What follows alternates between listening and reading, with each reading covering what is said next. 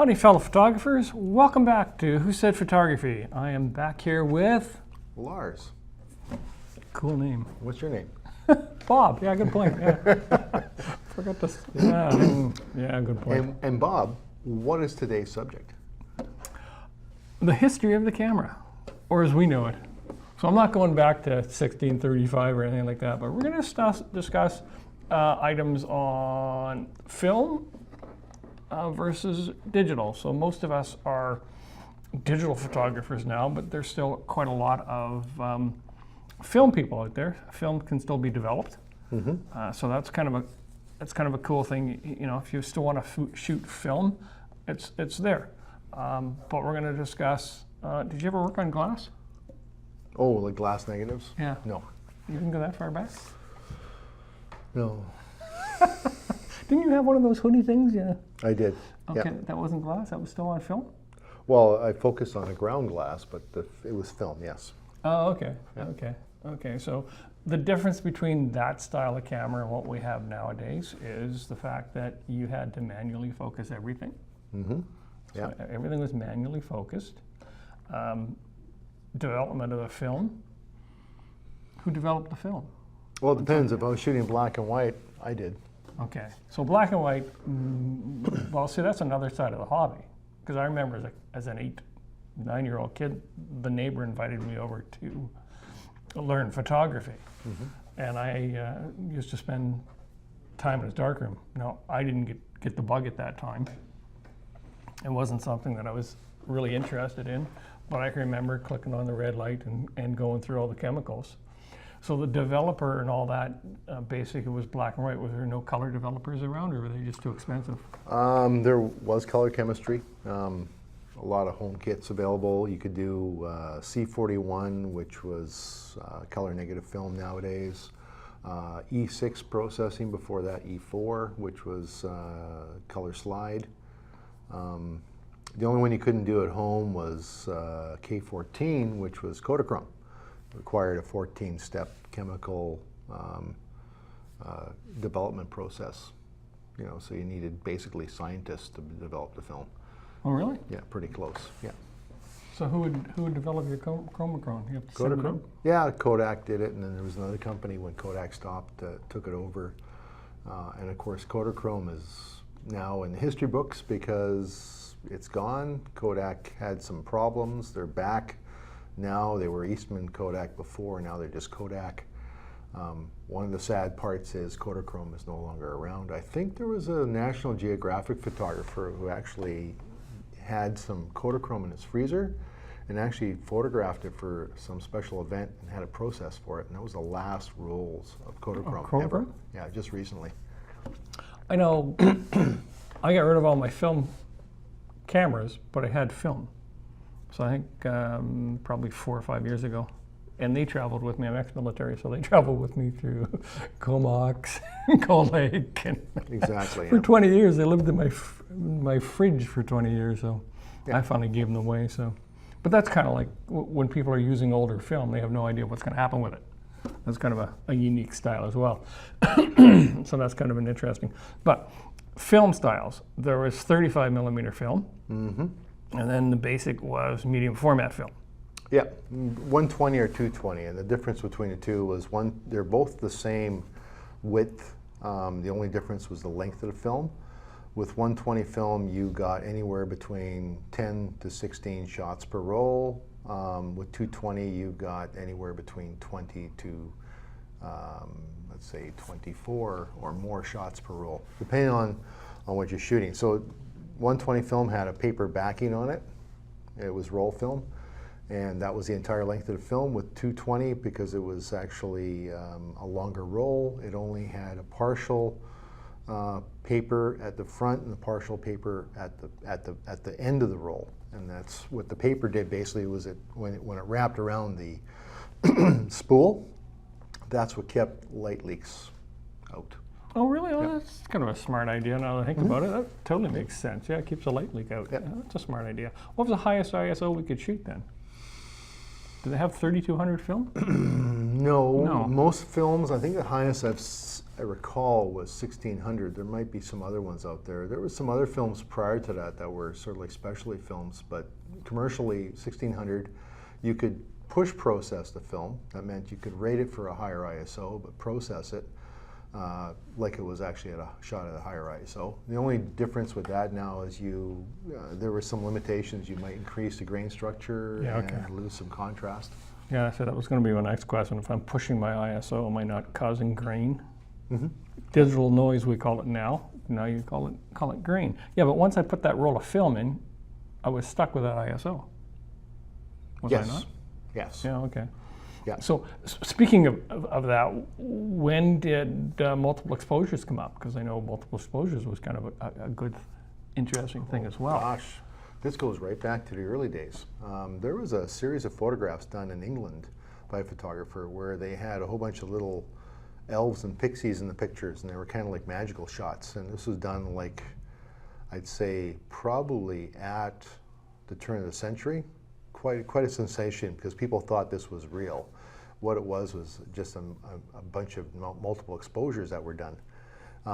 That's been around for a long time because all you had to do back in those days was basically just cock the shutter and fire it again, and you can make your second exposure. Right? Okay, without winding it. Exactly. Yeah, okay. Well, actually, they were shooting sheet film in a lot of cases, so you didn't have to worry about winding. Good point. Mm-hmm. Sheet film is? Sheet film is, well, I got some 4x5 ones here. You're using these terminology, sheet film, like what the heck? What sheet film is essentially is film that's cut into sheets. It's really hard for you to see because this is a color negative, and this is actually a color slide or transparency. This film you buy in boxes of 10 or more sheets per box. They're loaded into film holders in the dark, and then they're exposed one at a time. The advantage with them is you can do some really fun stuff as far as your development times. You know, black and white, for example, you could either increase or decrease your development to help increase or decrease your contrast range of the film. Right. We're getting into the zone system here, basically, right? Which is still alive today. It is. It is, and it was really a cool thing. So you could develop each sheet individually. If you shot roll film and you shot a variety of subjects, what happened then was you couldn't do that kind of development for each image on that roll of film because it just wouldn't work. So that was one of the advantages with sheet film, plus the size of it. I mean, this is 4x5, so imagine if I'm making an 8x10 off of this. It's not being enlarged that much. That means there's a lot of great detail. So an 8x10 would be probably considered to be like a 4x6 for this kind of film, if you will. So how would that compare to a medium format digital camera now? Medium format digital camera would have a smaller sensor, right? Compared to this. I mean, well, we have a full frame, yeah. not here with us, APC, but then the next step up is that from a medium format. So the medium format is not also considered a 4x5 in the... No. medium format's kind of like more of a general term for a series of negative or film sizes back in the day. You know, usually at 6x4 or 5 centimeter to all the way to let's say 6x7 or 6x9 centimeter. So that's how they regarded it. So you had either a 6.7 or a 6.45 or a 6x6 or a 6x9. Just so you know, a 6x6 was a 2.25 by 2.25 inch negative, square one. Hasselblad made that format famous. 6x7s, there was a number of them out there. I shot a couple of them, the Mamiyas and the Pentaxes.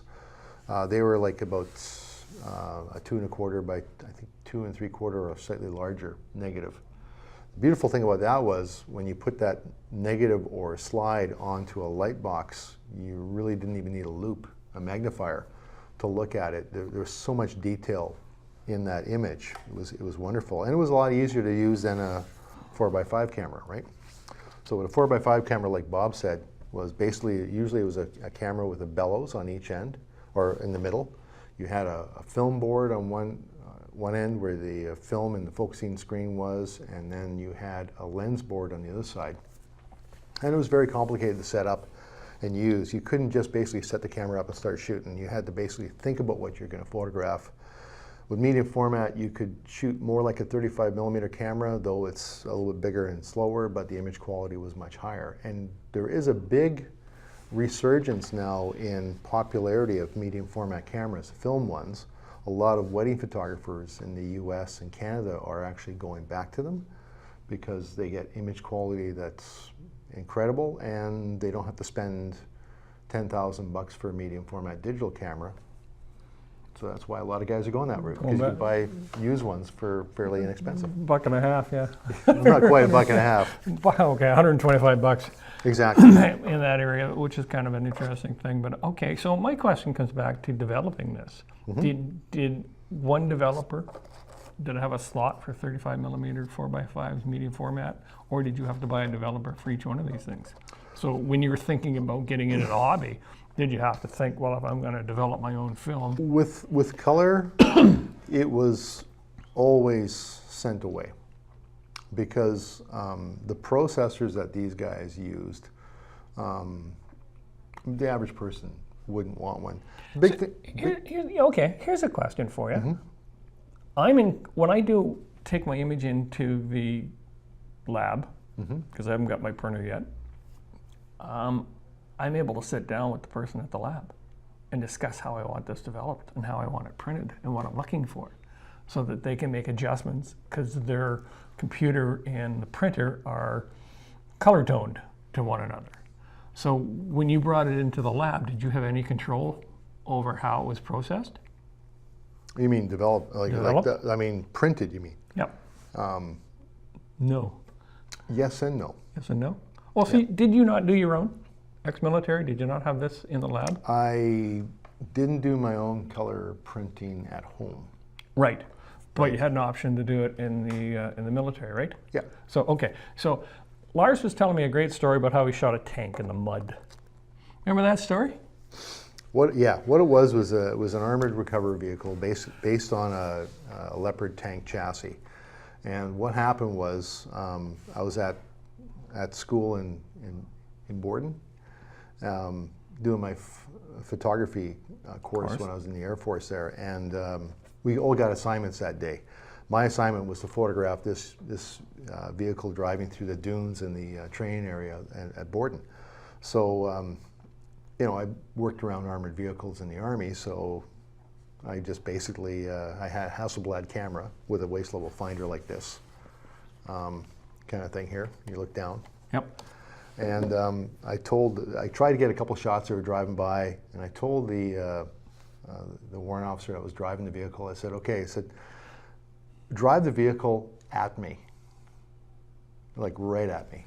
I'll get out of the way. There we go. And he came over a hill. He was coming right for me. So I had the camera pre-focused and whatnot, made the shot, jumped out of the way, and my viewfinder got filled with sand as he came by. That shot was fantastic and ended up in, I think, about a 30 by some odd 40-inch print on the wall of the mechanics school at Borden. Oh yeah, okay. Right up in their headquarters. Yeah. So great photograph. So was that shot in 35mm? That was shot in medium format. Medium format. So color, black and white. Color. All right. So how was it processed? So now that we've taken the shot, we've put ourselves into a position. All of us do it. Good thing I don't shoot alligators or wildlife. I'd be arms and limbless or something. But now we've got the medium format color. So in the military school, did you have the option, the ability to process it yourself? I had to. Okay. I had to process it myself. We had a processor that we used. It was basically was a bath process. So what you did was you loaded the film on reels like you would for, let's say, doing your black and white work.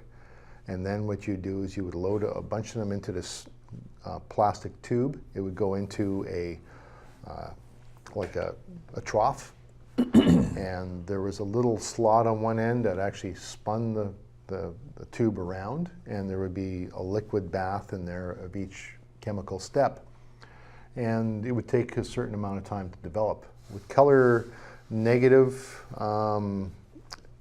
you know, you use a C41 process, so you basically had a developer and a bleach fix combination. Blix, we used to call it. And then, of course, there was washes in between with water and whatnot. And then, of course, you'd come out and you'd hang it up and it would dry. And then I would make a contact print, much like these 4x5 contact prints. So what the contact print did, basically, was just gave me an idea, a positive image, what I had on the film, right?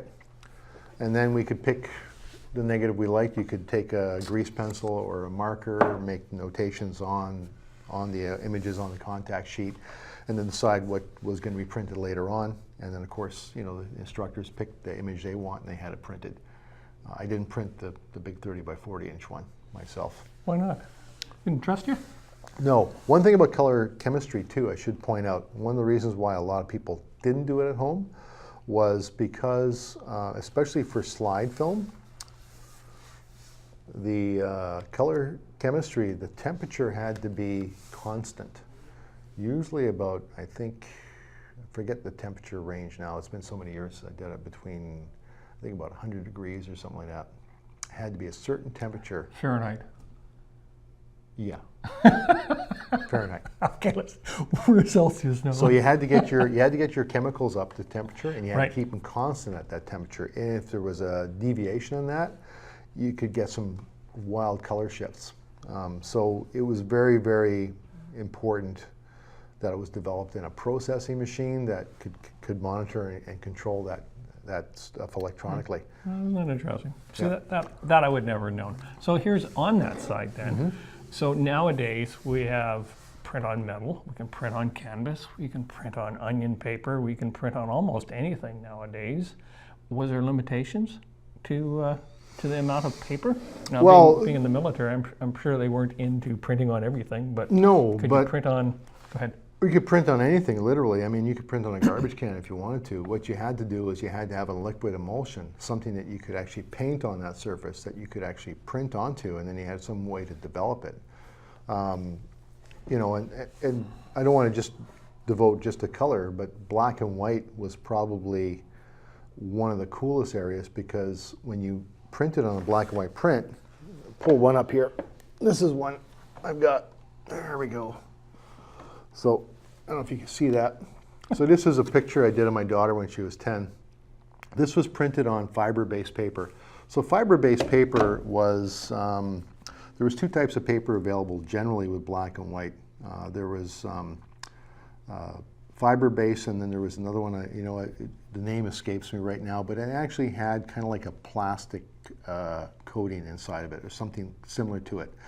What was cool about fiber-based paper was, well, not cool, I should say, when it got wet, it got droopy, right? Oh yeah. But you had so much control over it. Okay. So with fiber-based paper, what you could do was massage it while it was actually in the tray when you're developing it. So, for example, if I had areas where I wanted more developer to get into, I could actually, while it was developing in the tray, I could actually massage those areas and work that developer in. So there was a lot of playing around you could do. This was shot on fiber-based paper. It was put into a mild selenium tone. Selenium is basically a toner. It kind of gives it kind of a brownish yellowish tone, but it was very mild. And the reason why I did that was it adds permanence to the print. So this print here can literally hang on a wall for about 100 years and not fade. That's how good this process is. And then, of course, in this case here, I trimmed the print. I basically mounted it on a piece of mat board, and then I over-matted it, cut the mat myself, and of course framed it myself. And that was kind of the whole process back in the day. You know, when you had a photographer like Ansel Adams, he would basically do the whole process from start right to finish. The finished product, of course, being a framed matted print. Which is kind of a cool idea. Yep. So, but back then you could also burn and dodge. Yes. So did you burn and dodge that image? Yep. Yeah, okay. Yep. So again, that's part of the development. Exactly. When you're it's in doing the it. developer, you would do your burn and dodge. I had a few And hot spots. in here too, so I was able to do that. Yeah, okay, so did you just do it with your hand, or did you have a special tool? You can use your hands for the dodging, and what you're doing is you're holding back some of the light. Burning, you're usually using either a piece of cardboard or your hands, and you're creating a hole to just concentrate more light into that one area. Usually your hands weren't big enough, so you'd use a big piece of cardboard with a hole, and you could actually concentrate more light on a part of the print that you wanted to get more exposure to. Okay, so when you're referring to more light, what we're doing is we're adding more light during the development time. During the actual printing portion, yeah. Printing portion, yeah, okay. Yeah, which kind of makes sense. It's kind of interesting. You got those tools in Photoshop nowadays where you can burn and dodge images. It's the same kind of deal.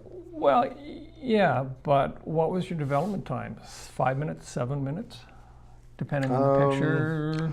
You know, it's funny, I don't remember what the actual stock time was when it was actually in the tray developing, because you eyeballed it. When it was actually with black and white, what was cool about it was you could actually have a safe light on, right? So you had a safe light on, giving you a little bit of a red light. You could actually see it while it was in the tray, while you're agitating the tray, moving it up and down.